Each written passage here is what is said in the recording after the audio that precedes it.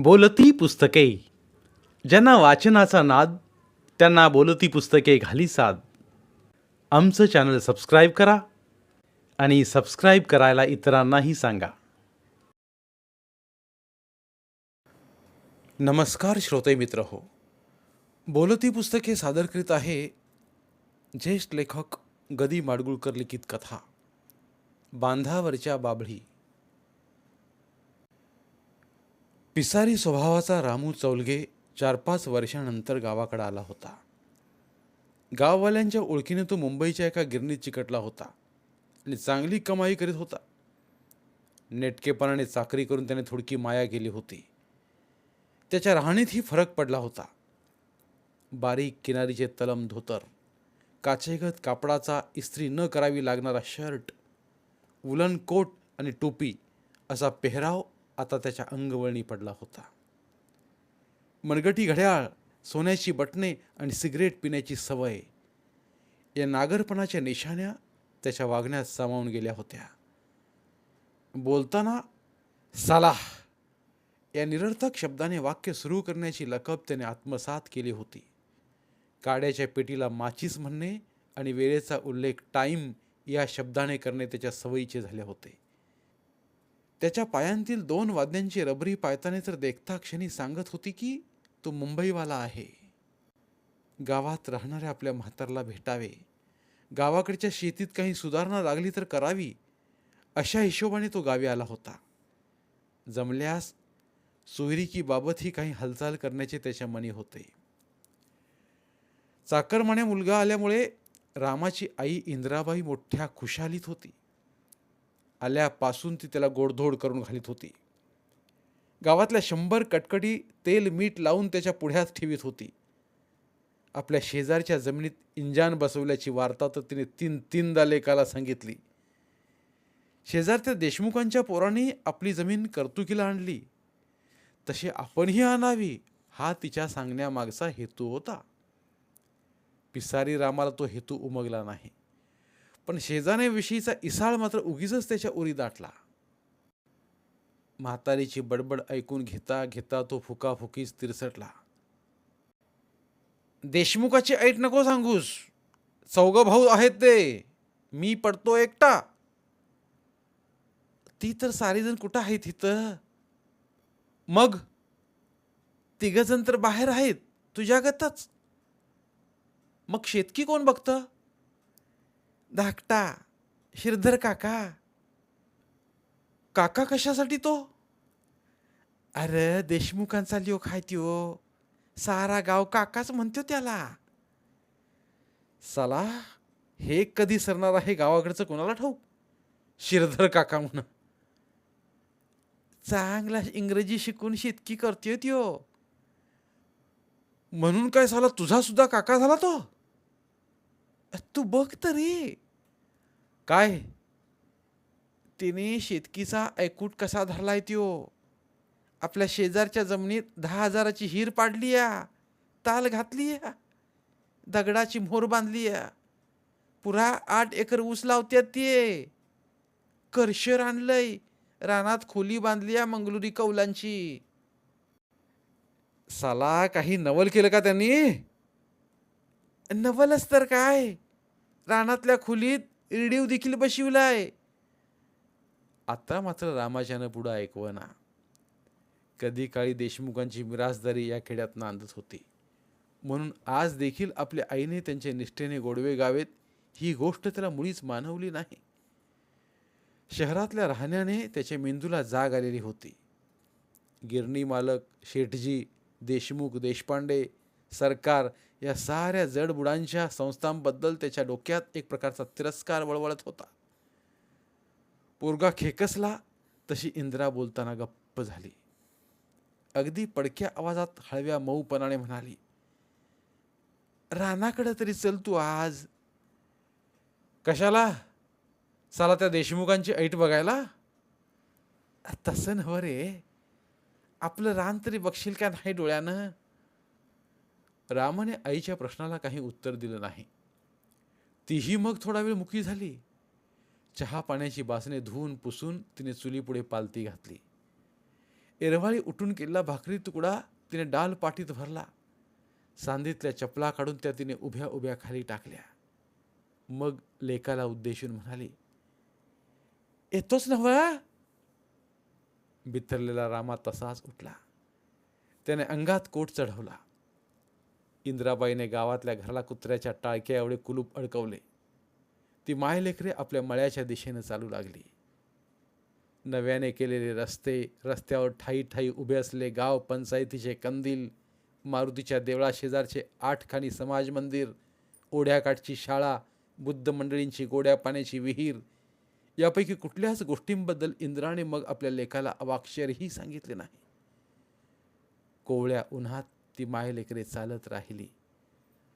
ओढा ओलांडून ती दोघे चावराच्या रानात शिरली. तेव्हा समोरून कानात जानवे अडकवलेला नाना कुलकर्णी आला. त्या गावकीतल्या जुन्या भेंड्याला आपल्या लेकाने निदानची ओळख तरी द्यावी म्हणून इंद्राबाईने वळून लेकाकडे पाहिले. पण रामा आपल्याच तालात. केव्हा आले चिरंजीव? नानानेच थांबून विचारले. 2 दिवस झाले. रामाला बोलणे भाग पडले. म्हातारीच्या तोंडावर कळा आली. मुक्काम आहे 8-15 दिवस. छान छान. त्याचा पोशाख किलकिल्या डोळ्यांनी निहाळीत नाना म्हणाला, नशीब काढलं इंद्रा तुझ्या लेकानं. बरं झालं मुंबई धरली. खेड्यात काही चव राहिली नाही आता. आमचंच बघा की, वतनवाड्या गेल्या, जमिनीच्या धंदोट्या आहेत, त्यासाठी मरायचं इथं. त्या कर्तुकीला आणायच्या तर भांडवल पाहिजे, ते कुठून आणायचं? बरं येईन घराकडं. पाठीमागे बांधलेल्या हातातील मोकळी तपेली हलवीत नाना गावच्या दिशेनं गेला. इंद्रा आणि रामा पुढे चालू लागले. या नाना कुलकर्ण्यांचा जमाना रामाने लहानपणी पाहिलेला होता. रामाचा बाप चौगुलकी करीत होता. तेव्हा नानाच्या बोलण्यासरशी गावची जमीन हादरत होती. आता तो बापडा अगदी कळाहीन झाला होता. रामाला त्याची कनवच आल्यासारखी झाली. करतात काय आई नाना? त्याने चालत्या म्हातारला विचारलं. का करतय आता? 10-12 वर्षामागं वाडा पडून गेला. तो काय पुन्हा बांधणं झालं नाही. ना काम ना धंदा. कुळवाडी देत्याल तो पसा कुडता घ्यायचा आणि जगायचं. लिहिणं पुसणं हाय जुनं. कोर्ट कज्जा असला कुणाचा तर मिळायचं 4 पैसे. म्हातारी इंद्रा आणि तिचा मुंबईवाला मुलगा आपल्या मळ्यात पोहोचली. शेजारचा मळा बघ असं सांगण्याचं इंद्राने कटाक्षानं टाळलं. पण रामाचं लक्ष देशमुखांच्या मळ्याकडे गेलंच. त्या जमिनीचा हिरवा पोपटी शिनगार बघून त्याने हबकाच खाल्ला. त्या राना शेजारी आपले रान पोपटा शेजारी कावळा कोकलावा तसे कळाहीन वाटले त्याला. बांदा बांदाने हिंडून त्याने आपली जमीन पायाखाली घातली आणि देशमुखाच्या कर्तुकीविषयीचा इसाळ त्याच्या मनात अधिकच भडकला. विहिरीच्या डबकावरील बाबळीखाली म्हातारी लेकाला बसण्यासाठी जागा साफ करीत होती. एवढ्या तावातावाने रामा तिथे आला.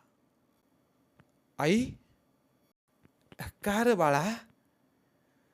हा बांध कोणी घातला? देशमुखांनी. कुणाच्या हद्दीत आहे तो?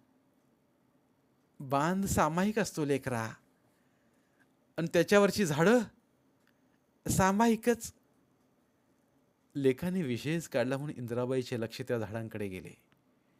चौलगे आणि देशमुख यांच्या जमिनीच्या मधोमध लांबच लांब असा एक वरंडा होता.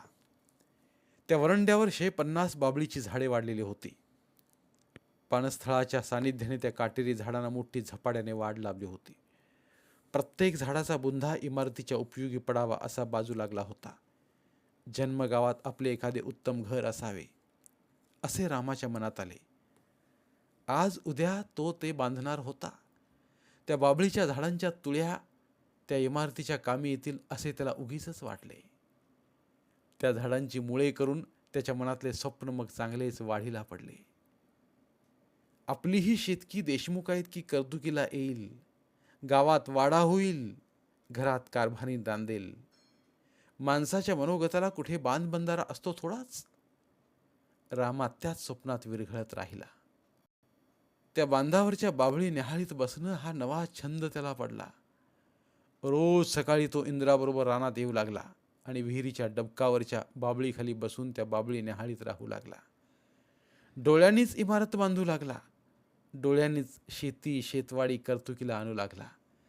त्या बाभळी आणि आपले भावी वैभव यांचे सांधे त्याच्या मनात इतके घट्ट जमले की गावातली कुणब्याची पोरे आपसात बोलू लागली. रामा चौलगे रोज रानात जातो आणि देशमुखांच्या बांधावर दुर्बीण लावून बसतो. रामाला गावात येऊन आठवडाभर होऊन गेल्यावर जिल्ह्याच्या गावी गेला श्रीधर देशमुख गावी परत आला. तो कसल्याशा परिषदेसाठी गेला होता. सुशिक्षित आणि उच्च कुलोत्पन्न असल्यामुळे तो जिल्ह्याच्या पुढारी मंडळीत चांगले वजन मारून होता. वयाने ऐन 25शीत असूनही गाव त्याला मानत होता. श्रीधर काकाला गावचे पुढारी पण आपसुकच लाभलेले होते. जिल्ह्याच्या परिषदेतून श्रीधर काका एक नवा विचार घेऊन आला होता. आपल्या छोट्याशा खेड्यात सहकारी शेतीचा प्रयोग करून पाहावा असे त्याच्या मनाने घेतले होते. माझ्या गावात तरी शेतीतले बांध मी उरू देणार नाही असे वक्तव्य त्याने सहकार परिषदेत केले होते. टाळ्यांचा गजर घेतला होता. परिषदेच्या माननीय अध्यक्षांनी उच्चारलेले एक वाक्य त्याच्या अगदी जिवारी पोचले होते. अध्यक्ष म्हणाले होते, पाश्चिमात्य राष्ट्रे चांदासाठी भांडत आहेत, आपण अजून बांधासाठी भांडत आहोत. हे बांध तोडण्याचे त्याच्या मनाने घेतले होते. गाव आपले मोडणार नाही याची त्याला खात्री होती.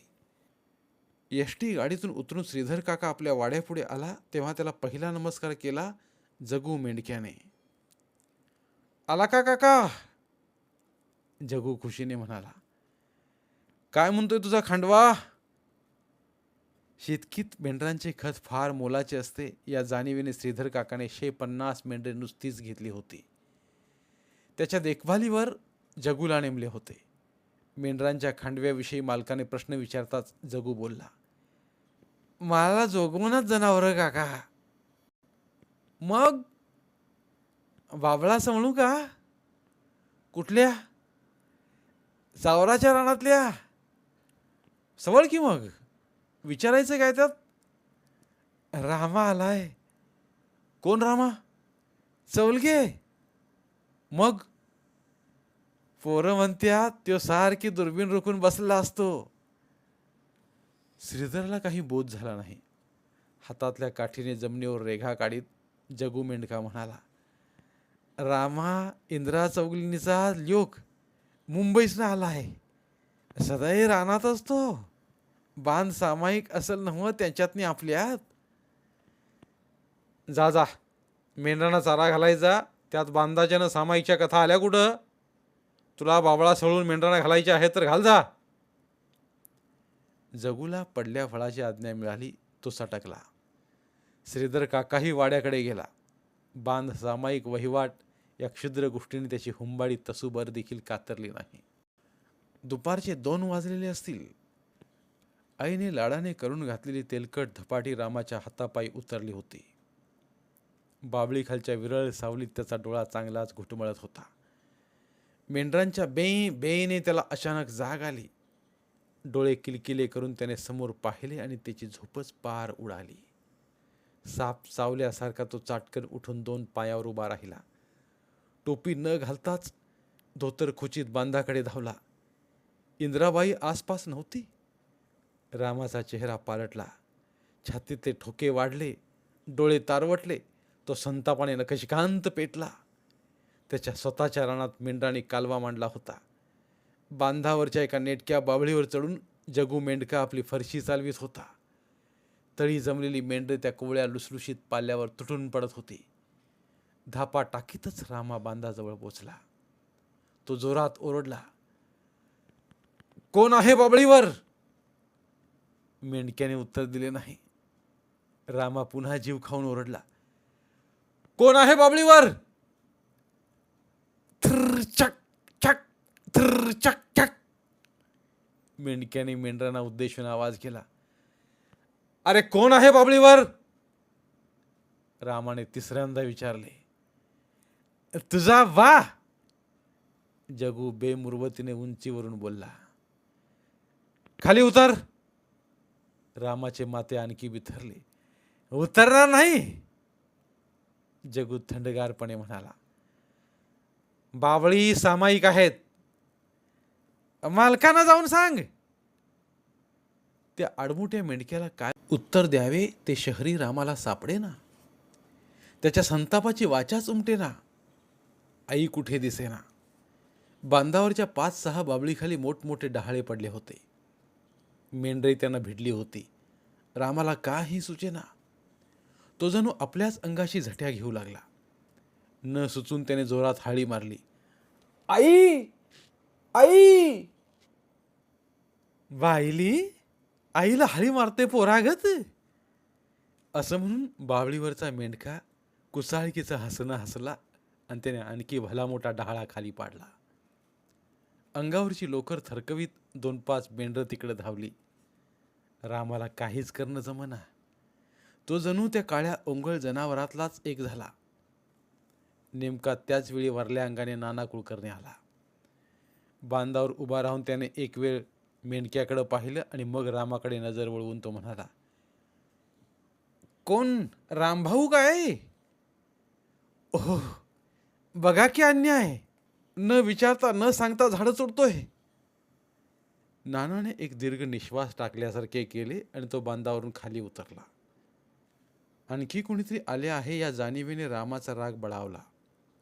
असतन्यासारीत खाली उतर म्हटलं तर, असे ओरडत तो बाबळीकडे धावणार एवढ्यात नानाने त्याला आवरले. अरे अरे, हे काय अडवण्यासारखं. नाना म्हणाला, आपला गौरव झाल्यासारखं वाटून. अहो पण, इतकेच अर्धे वाक्य रामाच्या तोंडून बाहेर पडले. त्याच्याशी भांडण्यात काही अर्थ नाही. चला. दुसमुसणाऱ्या रामाला बरोबर घेऊन नाना कुलकर्णी थेट गावाकडे निघून गेला. जगू मेंढक्यानं लावण्या गात बाबळी संवळण्याचं काम जारी ठेवलं. संध्याकाळी श्रीधर काकाच्या अड्ड्यात कुणीतरी सांगितलं, नाना कुलकर्णी आणि रामा चौलगे तिन्ही सांजेच्या एसटीनं तालुक्याला गेलेत. रिकाम टेकड्या नाना कुलकर्णाने तालुक्यापर्यंत जाता जाता रामाचे कान भरले. देशमुखांच्या पोरांचे प्रस्थ कसे अकारण वाढले आहे. सारा गाव त्यांच्या रिकामी दमदाटीला कसा टरकतो. श्रीधर देशमुख किती मातलेला आहे आणि आपले गावकरी कसे अडाणी मेंढराच्या जातीतील आहेत, हे सारे त्याने आपल्या रसाळ बोलीने रामाला ऐकवले. त्याला चांगलेच हुलीवर घातले. श्रीधर देशमुखाला धडा शिकवण्याची योग्यता रामासारख्या जग पाहून आल्या माणसातच आहे, हा नानाचा युक्तिवाद रामाला अचूक पटला आणि त्याने नानांचे अनुयायित्व सपशेल पत्करले. नाना आणि रामाने 2 दिवस तालुक्याच्या गावी ठिय्या दिला. कुणाच्या मुठी दाबल्या आणि काय केले देव जाणे. कोर्टाच्या बेलिफा सहज तो माघारी आला. तालुका सोडून पांढरीत आल्याबरोबर नाना आपल्या पडकात निघून गेला. देशमुखांचे घर बेलिफाला दाखवण्याची जबाबदारी रामावर आली. चिडीला पेटल्या रामाने ते काम निर्भयपणाने केले. 4 चौंगात बसून सहकारी शेतीच्या योजना आखीत असल्या श्रीधर देशमुखाला त्या दोघांनी गाठला. त्याच्या हाती कोर्टाचा कागद देऊन त्याची सही घेतली. रामाच्या या धाडसाने जमलेले गावकरी थक्क झाले. झालं ना तुमचं काम? श्रीधर काकाने बेलिफाला विचारले. जी. मग का थांबलाय? चालू लागा. एक म्हातारासा गावकरी बोलला. त्याचे ते बोलणे रामाला मेंढराच्या ओरडण्यासारखे लागले. तो बेलिफाला घेऊन घरी गेला. आईला सागुती शिजवायला सांगून त्याने त्या शिपायाच्या खाण्याची तयारी केली. आडेवेडे घेत पण नानाही पंक्तीला आला. रामाच्या बहादरीचे वर्णन नानानेच त्याच्या आईजवळ केले. एक पठ्ठ्या निघाला गावात. देशमुखांच्या पोरांना नोटिसा लागल्या. नका नका हत्तीसंग दांडू खेळू. इंदिरा काकुलतीनं म्हणाली. दांडू नाही आई, हत्तीच्या गंडस्थळावर अंकुशच हाणणार आहे मी. रामाने फुशारकी हाणली. कायदा त्याच्या बाजूचा होता. तो बांध मुळी चौगल्यांच्याच हद्दीत होता. ती झाडे रामाच्याच मालकीची होती. गावकऱ्यांनी देशमुखाची कड कितीही घेतली तरी कायद्याची रेघ रामाच्याच बाजूला होती. नाना कुलकर्ण्याने त्याबाबतीत त्याला खात्री दिली होती. तलाठी पद्धत येण्यापूर्वी नानाने कैक वर्षे गावचे कुलकर्णी केले होते. गावच्या पिकाऊ जमिनीचा नकाशा त्याच्या डोळ्यांपुढे ताजा होता. बेलीप आणि नाना निघून गेल्यावर म्हाताऱ्या इंद्राने लेकाला समजावण्याचा परत प्रयत्न केला. देशमुखामागे गाव असल्याची जाणीव दिली, पण रामा बदला नाही. नानाने त्याला चांगलाच हुलीवर घातला होता. सरकारी अंमलदाराची मदत विकत घेता येते अशी खात्री दिली होती. ती मदत विकत घेण्याइतके बळ रामाच्या खिशाना नक्कीच होते. थांबवणीचा हुकूम लागू झाल्याचे नानाने सांगताच रामा पुन्हा आपल्या बाबळीखाली जाऊन बसला. त्याने परत आपल्या डोळ्यांची दुर्बीण त्या बाबळीच्या झाडावर रोखली. श्रीधर देशमुखाचा मेंढका काहीच न घडल्यासारखा भर दुपारी मेंढरे घेऊन आला. पुन्हा झाडावर चढून तो बाबळी सोहळ्या करू लागला. रामाला पुन्हा तिरमिरी आली. तो तरतरत उठून जगूला आडवा गेला. काही बोलण्यापूर्वीच जगूने त्याला तराटणी दिली. बडबड केलीस तर खापलून टाकीन. त्याने खरोखरीच फरशी उगारलेली पाहताच रामाच्या तोंडचे पाणी पळाले. तो परत नानाकडे धावला. तिन्ही सांजेच्या मोटारने ते दोघे परत तालुक्याकडे रवाना झाली. तीही बातमी श्रीधर काकाला लागली. गावकरी आणि देशमुख चौलग्याच्या चावटपणाविरुद्ध उभे राहिले. नानाने सांगितलेल्या गृहमंत्राच्या बळावर रामाने सरकारी अधिकाऱ्यांच्या मुठी आणखी गरम केल्या. 2-3 दिवसातच तालुक्याहून 2 माणसांचे कमिशन आले. ते आले ते थेट रामाच्या घरी. चहा पाणी झाले आणि कमिशन मळ्याकडे गेले. कमिशनच्या सभासदांनी रामाला सांगितले, 1-2 पंच बोलवा. रामा साऱ्या गावभर वरावरा हिंडला. त्याच्याबरोबर यायला एक माणूस तयार होईना. कमिशनचे सभासद रामाचे ऋणाईत होते. ते तसेच निघाले, पण मनोमन मात्र ते हबकले. गावकरी मंडळीची सहानुभूती रामा चौगल्याकडे मुळीच नाही हे त्यांच्या ध्यानी आल्या वाचून राहिलं नाही. कमिशन ओढा ओलांडून वर आले तेव्हा जगू बाबळीचे डहाळे पाडीतच होता. नाना आणि रामा चालत चालतच कमिशनशी बोलत होते. देशमुखाच्या वाड्यांकडून एक मांग झटक्याने आला आणि त्यांच्या अंगावर पुढे निघून गेला. कमिशन रामाच्या मळ्यात पोचायच्या आधीच जगू मेंढका आणि त्याची मेंढरं पलीकडच्या देशमुखीत गेली. नुकतेच तोडलेले डहाळे मात्र जागच्या जागीच राहिले. जगू मेंढका किंवा निरोप्या मांग कुणालाही त्या डहाळ्यांचा पुरावा होऊ शकेल ही गोष्ट भावली नाही. कमिशनची मंडळी, नाना, रामा सारी गुन्ह्याच्या जागी पोहोचली. काळ्या मातीत पडलेले हिरवे डहाळे दाखवीत रामा तनतनला, हे बघा साहेब, सरकारी हुकूम आला तरी काम चाललेलंच आहे यांचं. घोंगडं टाका, कमिशनचा एक सभासद बोलला. रामा आणि नाना दोघे धावले. रामाची धाव एक कदमाने पुढे जाताच नाना थांबला. रामाने घोंगडी आणली आणि काळीवर पसरली. कमिशन बसले. एवढ्यात चारी दिशांनी 4-5 गावकरी रेंगाळत रेंगाळत आले आणि कुणी बांधावर तर कुणी खोली खाली उगीच बसून राहिले. थोड्या वेळाने श्रीधर देशमुखही आला. त्याला पाहून एका कमिशन सभासदाला जागा करीत रामाच म्हणाला, हे देशमुख. सभासदाने नमस्कारासाठी उचलला हात नमस्कार न करताच खाली घेतला, कारण श्रीधरने मुळीच नमस्कार केला नाही. ह्या डहाळ्या आत्ता तोडल्यात. बाबळीची एक डहाळी उचलीत रामाजनू श्रीधरवर आरोप करीत बोलला, स्टे ऑर्डर मोडून पाडल्या त्या डहाळ्या. कमिशनपैकी एकच म्हणाला, मग तर काय. रामा तनतनला. पांगून पांगून बसल्या गावकऱ्याने हनवटी उचलून उगीच एकमेकांकडे पाहिलं. श्रीधरही थोडासा बिचकलाच.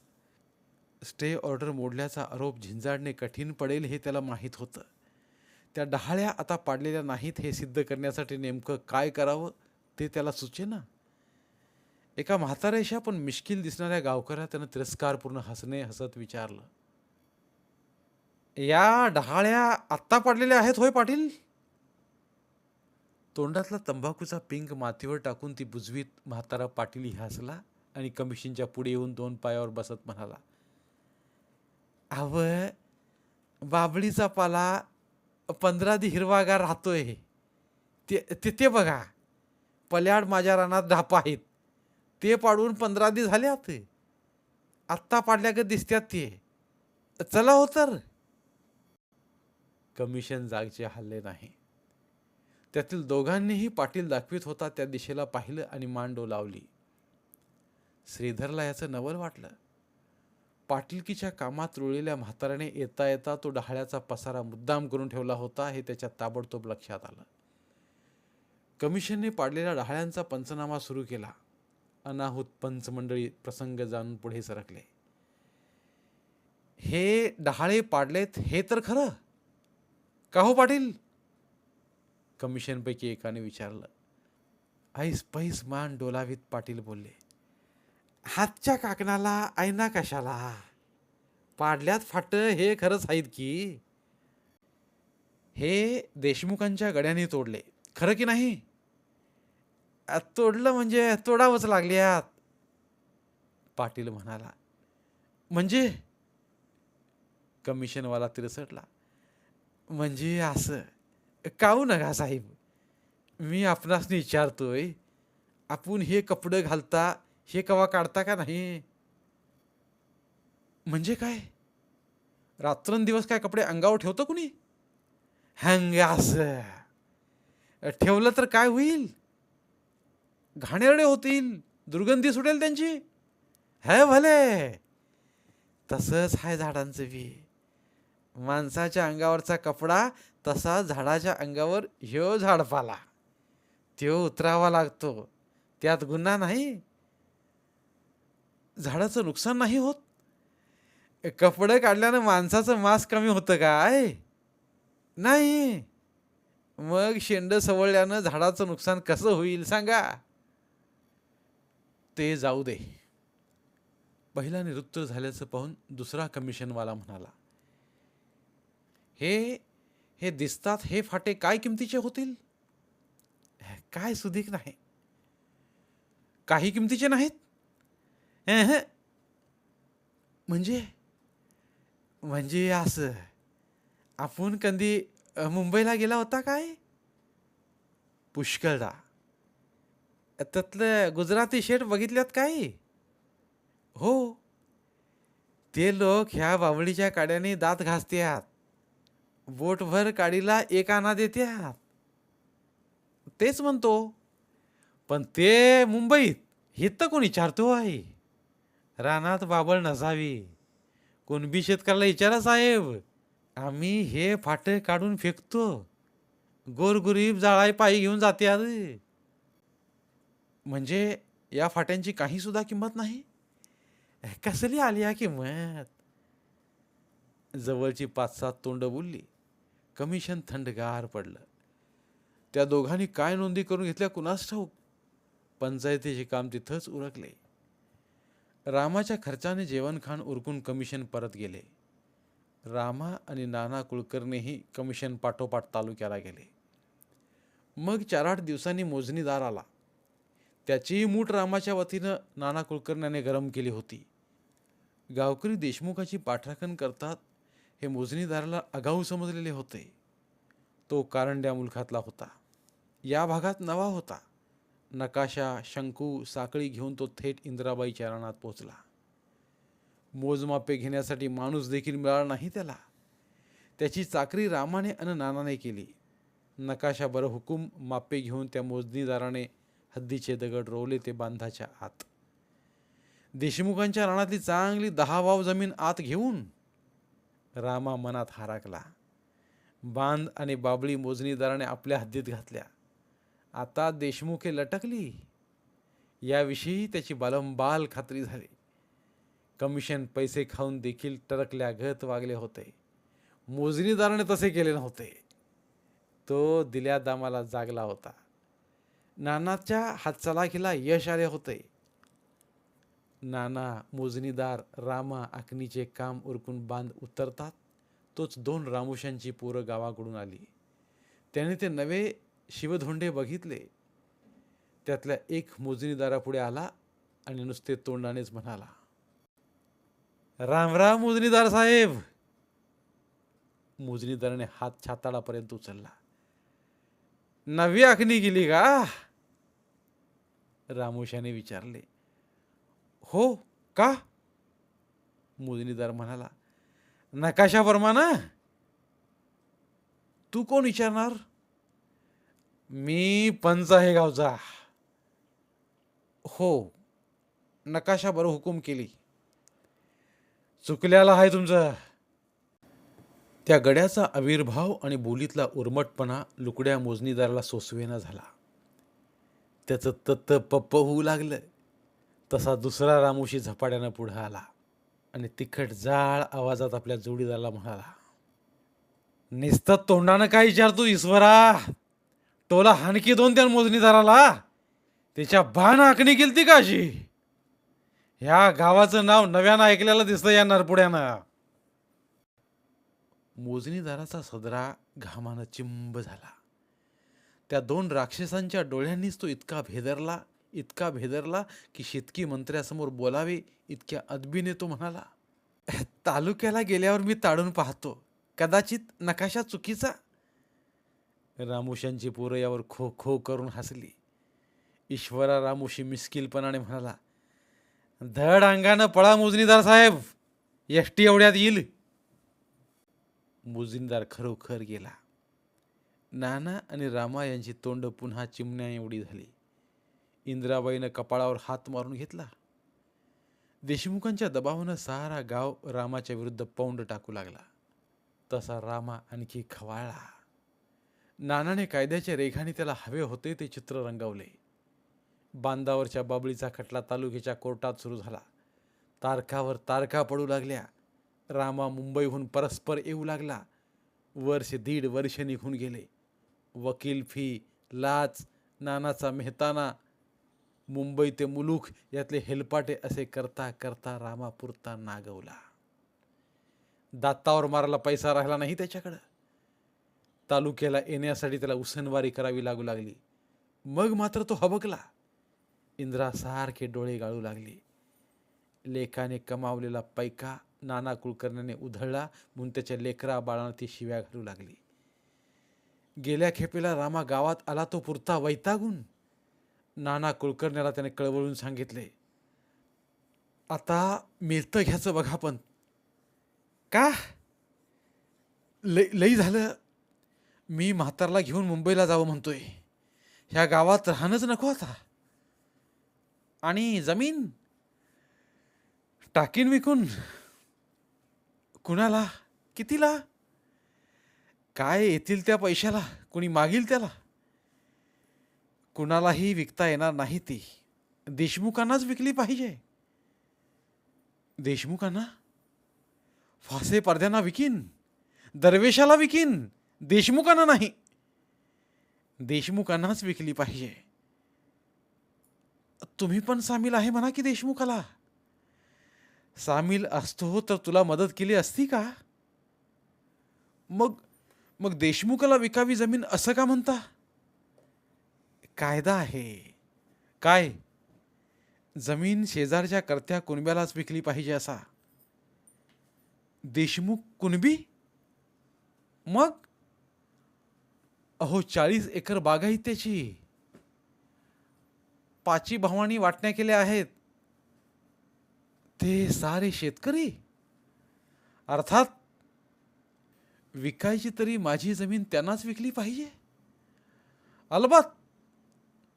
रामाच्या डोक्यातला दिवा गपकन विझला. बांधावरच्या भाबळीसाठी सारी जमीन देशमुखांच्याच घशात घालण्याच्या कल्पनेने त्याच्या काळजात काळी कुट्ट अवस उसळली. आता परिस्थिती अशी आहे की रामाला जमीन विकावयाची आहे. ती देशमुखांनाच मिळणार आहे. सुशिक्षित शेतकरी आणि गावचा नवा पुढारी म्हणून श्रीधर देशमुख मात्र गावातले सारे बांध तोडून सामायिक शेती करण्याच्या विचारात आहे. इंद्राबाई आणि देशमुख यांच्यामधील बांधावरच्या बाभळी जोराने वाढीला पडल्या आहेत. जगू त्या 8-15 दिवसांनी सवळत असतो. देशमुखांची मेंढरं हिरवा पाला खाऊन जोगावत असतात. धन्यवाद. पुन्हा भेटूया एका नवीन कथेसह. साहित्यरत्न लोकशाहीर अण्णाभाऊ साठे यांना त्रिवार अभिवादन. लोकशाहिरांचं साहित्य अभिवाचन स्वरूपात लोकांपर्यंत पोहोचवणं हा आमचा संकल्प आहे. चला तर मग साहित्याचा हा खजिना सर्व मराठी जनांपर्यंत पोहोचवूया, जास्तीत जास्त शेअर करूया. पुन्हा एकदा धन्यवाद.